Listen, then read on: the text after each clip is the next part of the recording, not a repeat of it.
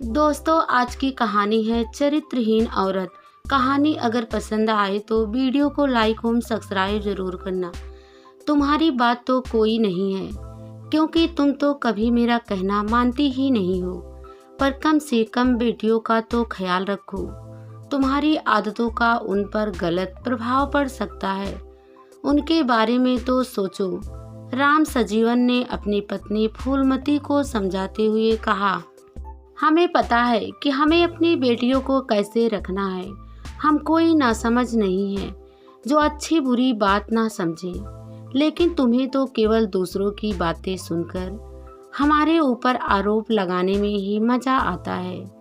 पत्नी फूलमती ने झल्लाते हुए पति की बातों का जवाब दिया। दूसरे की बातों में क्यों आऊंगा मैं? क्या मुझे दिखाई नहीं दे रहा है कि तुम क्या करती हो? तुम्हारी बातें पूरे मोहल्ले में किसी से भी छिपी हुई नहीं है। कहते हुए राम सजीवन घर से बाहर जाने लगा।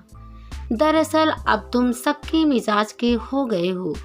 हमारे पास जो भी खड़ा हो जाए, जो भी हमारे काम आ जाए, हमारे दुख दर्द में शामिल हो जाए, उसे देखकर तुम केवल यही सोचते हो कि उसके हमारे साथ संबंध बन गए हैं। फूलमती बोली, हम शक नहीं कर रहे हैं, बल्कि हकीकत है। हमें अब तुम्हारी चिंता नहीं है, क्योंकि तुम मनमानी करोगी। हम तो बस बेटियों को लेकर परेशान हो रहे हैं। एक बार वह अपने घर चली जाएं, बस उसके बाद तो हम तुम्हें कभी देखेंगे भी नहीं, राम सजीवन ने कहा। पत्नी की गलत आदतों की वजह से राम सजीवन मानसिक रूप से परेशान रहने लगा था। उसके एक बेटा और 3 बेटियां थी। वह अपने तीनों जवान बच्चों को भी अच्छी सीख देता रहता था। जब उसे लगा कि पत्नी पर उसके कहने का कोई असर नहीं हो रहा है, तो उसने खुद को परिवार से दूर करना शुरू किया। वह स्वभाव से एकाकी रहने लगा। 38 साल की फूलमती ने 20 से 22 साल के कई लड़कों के साथ दोस्ती कर ली थी। वह उन लड़कों को अपने घर पर बुलाती रहती थी। यह बात मोहल्ले वाले से भला कैसे छिपी रह सकती थी, जिससे पूरे मोहल्ले में फूलमती के ही चर्चे होते रहते थे।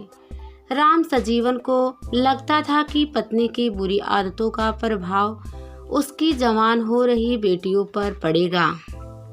इस कारण वह पत्नी को लड़कों की संगत से दूर रहने को कहता था।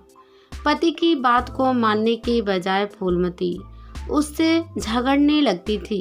इस कारण पति और पत्नी अलग अलग रहने लगे। राम सजीवन अपने घर से दूर अपने प्लॉट पर बने मकान में रहने लगा था, जबकि फूलमती लखनऊ के ही थाना गोसाईगंज में एक बेटे रवि कुमार और तीनों बेटियों के साथ रह रही थी।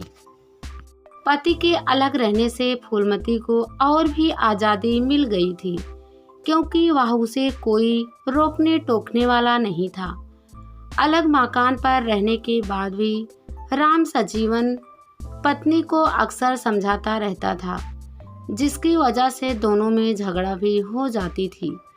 एक दिन की बात है, लखनऊ शहर के थाना गोसाईगंज गांव के रहने वाला रवि कुमार ने पुलिस को सूचना दी कि उसके पिता 40 साल के राम सजीवन की हत्या किसी ने गांव के बाहर कर दी। उसके पिता अपने घर से दूर प्लॉट पर रहते थे।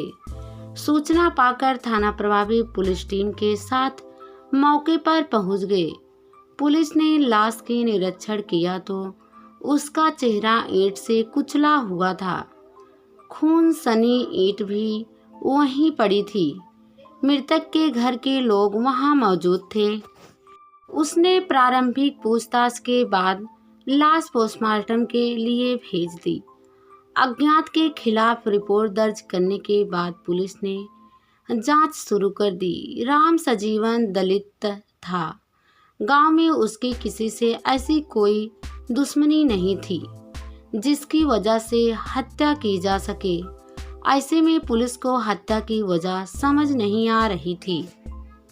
लखनऊ के पुलिस कमिश्नर के निर्देश पर डीसीपी पुलिस उपायुक्त और एसपी के निर्देश में गोसाईगंज के थाना प्रभारी इंस्पेक्टर ने नेतृत्व में एक पुलिस टीम बनाई गई।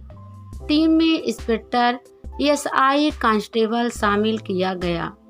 थाना पुलिस के अलावा क्राइम ब्रांच की टीम को भी केस की जांच में लगा दिया गया। इस टीम में इंस्पेक्टर एसआई कांस्टेबल शामिल थे। राम सजीवन की हत्या की वजह जानने के लिए जब पुलिस ने उसकी पत्नी फूलमती से पूछा तो वह बोली, उनकी किसी से कोई दुश्मनी नहीं थी, हमारे साथ भी कोई लड़ाई झगड़ा नहीं था, बस वह नाराज होकर गांव के बाहर वाले मकान में रहते थे। फूलमती के पति की हत्या हुई थी, इस कारण वह परेशान थी। इस वजह से पुलिस बहुत दबाव डालकर उससे पूछताछ नहीं कर पा रही थी। फूलमती हर बार बयान बदल रही थी। एक बार उसने कहा वह खराब संगत में रहता था, इस कारण कुछ नशेड़ी लोगों से उसकी दोस्ती हो गई थी। हो सकता है कि उन लोगों में से किसी ने नशे में हत्या की हो। पुलिस को भी राम सजीवन का शव जिस हाल में मिला था उसे देखकर ऐसे ही लग रहा था जैसे किसी ने मारने के बाद भी अपना गुस्सा निकालने के लिए ईंट से हमला करके मुंह को कुचल दिया हो, जिससे उसकी पहचान न हो सके। पर यह मसला पहचान छिपाने का नहीं, दुश्मनी का लग रहा था। पुलिस ने गांव के लोगों से भी पूछताछ शुरू की तो पता चला कि राम सजीवन और उसकी पत्नी के झगड़े की वजह पत्नी का कुछ अलग लोगों से संबंध था। 4 बच्चों की मां होने के बाद भी फूलमती दूसरे लोगों से हंसी मजाक करने में आगे रहती। इस जानकारी के बाद पुलिस ने फूलमती से फिर से पूछताछ शुरू की। बार बार बयान बदलने से पुलिस को भी यह विश्वास होने लगा कि हत्या की जानकारी फूलमती को जरूर होगी। पुलिस के साथ पूछताछ और सवालों में वह फंस गई। थाना प्रभारी ने पूछा, तुम्हें यह तो पता है कि किसने मारा है, भले ही तुम उसमें शामिल ना रही हो। अगर तुम सच बता दोगी तो तुम्हें कुछ नहीं होगा। जिसने यह हत्या की है उसी को सजा मिलेगी। पुलिस से यह भरोसा पाकर फूलमती ने कहा, गांव बखारी के ही रहने वाले कल्याण ने यह किया है। राम सजीवन उसे हमारे घर आता देखकर गुस्सा होता था। यह बात उससे सहन नहीं हुई तो उसने राम सजीवन की हत्या कर दी। अब पुलिस टीम ने बिना समय गंवाए कल्याण को पकड़ लिया। कल्याण ने खुद को फंसता देख पूरी कहानी बता दी। कल्याण ने बताया, राम सजीवन को मेरा फूलमती से मिलना जुलना अच्छा नहीं लगता था। इस बात से वह फूलमती से नाराज रहता था। फूलमती भी पति की रोज रोज की कलह से परेशान हो गई थी। उसी के कहने पर राम सजीवन को रास्ते से हटाए। फूलमती के दबाव डालने के बाद मैंने उसे रास्ते से हटाने की योजना बनाई। मैं अकेले यह काम करने की हालत में नहीं था, इसलिए मैंने अपने साथी सतीश से बात की। सतीश अपराधी प्रवृत्ति का था। वह सूर्या मऊ गांव का रहने वाला था। हम लोगों ने अपने 2 और साथी सूरज और नीरज को भी शामिल किया। इसके बाद रात को राम सजीवन के घर में घुसकर हम चारों ने उसकी हत्या कर दी। कल्याण ने बताया, राम सजीवन की हत्या करने के बाद उसके शव को घर से 100 मीटर दूर गांव से बाहर वाली सड़क पर डाल दिया।